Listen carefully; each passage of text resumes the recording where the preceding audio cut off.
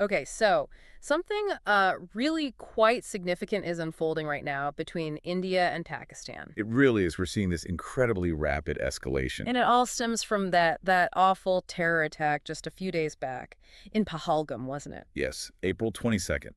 In the Bizarin Meadow, they call it Mini Switzerland, which just makes it sound even more tragic. Absolutely, that beautiful place. And now this. The repercussions are already huge. The speed is remarkable, isn't it? The attack happens, and almost immediately the government responds with measures that, frankly, shake everything up. 26 people lost their lives, 25 Indians, one Nepali citizen. Just horrific. And this group, the Resistance Front, TRF, claimed responsibility straight away. Which is linked back to Lashkar-e-Taiba, based in Pakistan. That link is key here, isn't it? It seems to be central to India's justification for the response, yes. We saw the initial reaction, the mourning, the candle emojis everywhere online. Even Shah Rukh Khan spoke out. That national grief was palpable. But it shifted very quickly, didn't it? From mourning to demanding action. Exactly. And that's where Union Home Minister Amit Shah comes in. He seems to have taken direct charge. He certainly did. Almost no time wasted. By yesterday, the 25th, he'd personally called, every single chief minister, all states, all union territories? That's right.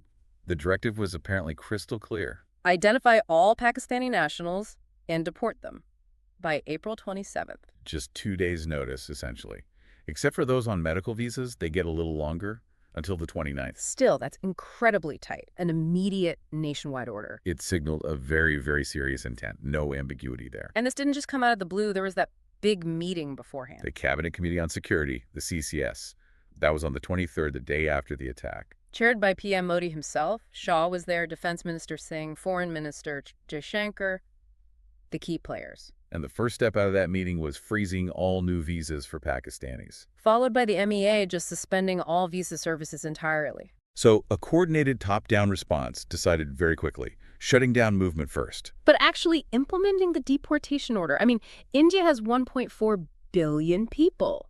Finding everyone. It's a logistical nightmare. Frankly, how do you even start? We're already seeing examples, like in Pune, they've identified, 111 people? Yes, mostly tourists or people there for medical treatment. And they've just been told, you have to leave now. Imagine being one of them. Your plans, your life just completely upended. The panic. It must be incredibly stressful, finding flights, packing up. Yeah. Especially with such a short deadline. And as dramatic as that is, it almost feels like the appetizer. The main course seems to be this move on the Indus Waters Treaty. Ah, yes, the IWT. Suspending it after 65 years. Yeah. That's the really big one. It's such a foundational agreement, brokered by the World Bank back in 1960. And it basically carved up the Indus River system. India got the eastern rivers, Ravi, Beas, Sutlej. And Pakistan got the western ones, Indus, Jhelum, Chenab. The big ones, really. Absolutely crucial for Pakistan. Something like 80% of their agriculture depends on water from those western rivers. 80%. That's staggering. It's their breadbasket. Their entire agricultural economy relies on it. It survived wars, this treaty, multiple conflicts, which shows just how vital it was seen to be by both sides. So for India to now formally notify Pakistan, the Jal Shakti Ministry Secretary, Debashree Mukherjee, sent the letter, right? Yes, a formal communication to Pakistan's Ministry of Water Resources, stating the suspension. And the reasoning India gave. It's sort of twofold. They cited fundamental changes, population growth, needing more clean energy themselves. Okay, sort of practical internal reasons. But crucially, they explicitly linked it to Pakistan's alleged support for cross-border terrorism, the Pahalgam attack being the immediate trigger. So tying water directly to security, that feels like a major shift. It is. And they mentioned Article 12.3 of the treaty, which talks about potential modifications, laying some groundwork there. Pakistan's reaction was predictable, but strong. Very strong. Foreign Minister Ishaq Dar immediately called it water warfare, said they'd fight it legally. Their point is you can't just unilaterally suspend a treaty like this, right? There's no clause for it. That's their legal argument, yes. Meanwhile, PM Shehbaz Sharif called their National Security Committee. And their response? Tit for tat, it seemed. Pretty much. They've suspended the Simla Agreement from 1972. Wow, the Simla Agreement, that was meant to normalize relations after the 71 war. Exactly. And they've closed their airspace to all Indian flights. So a direct mirroring of India restricting visas and movement.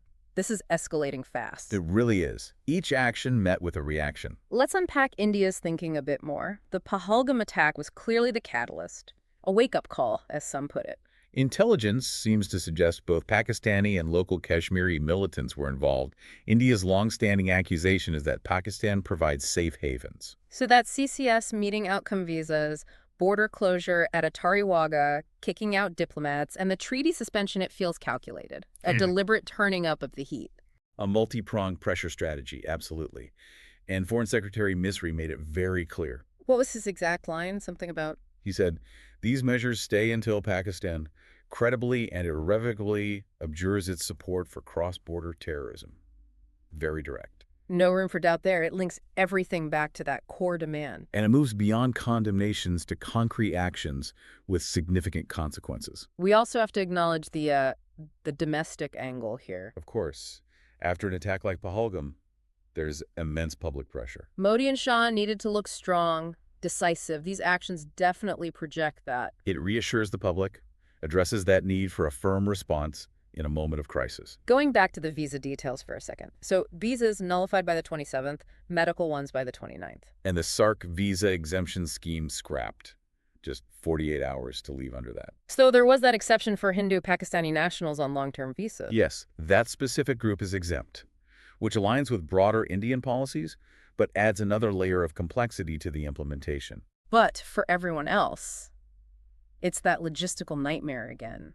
Finding people, getting them out. PUNS 111 is just one city. Multiply that across the country. And now, with Pakistani airspace closed to Indian carriers, how do people even leave? It makes it incredibly difficult. Indigo even put out travel advisories warning about disruptions. People are scrambling. Okay, the Indus Waters Treaty suspension. How does that actually work? India can't just, turn off the tap, right? No, not immediately. The rivers flow. But what India can do is stop sharing flood data. Which is crucial for water management downstream. Exactly. They can also potentially delay maintenance on shared infrastructure and, crucially, long-term, More dams. accelerate their own projects on the eastern rivers they control. Over time, that can reduce the flow reaching Pakistan. So it's not instant, but the long-term threat to Pakistan's agriculture, their economy, it's very real. Potentially devastating if pursued fully. It hits their food security, livelihoods, everything. And the diplomatic side effects are piling up, too. Closing Atari Wagah. That's a big economic hit, isn't it? Huge. Almost 4,000 crore rupees in trade just last year through that border post alone. Gone for now. Then the diplomats. Both sides expelling military attaches. And cutting embassy staff down from 55 to 30 by May 1st. That severely limits communication channels. Pakistan hitting back, suspending SARC visas for Indians, kicking out our diplomats. Except, interestingly, Sikh pilgrims going to specific sites. Another small exception. And pulling out of the Simla Agreement, even removing the Pakistani flag in Shimla, symbolically. It all points to a deep freeze in relations, a significant breakdown. And amidst all this high-level stuff, the human cost. It's easy to forget. We shouldn't.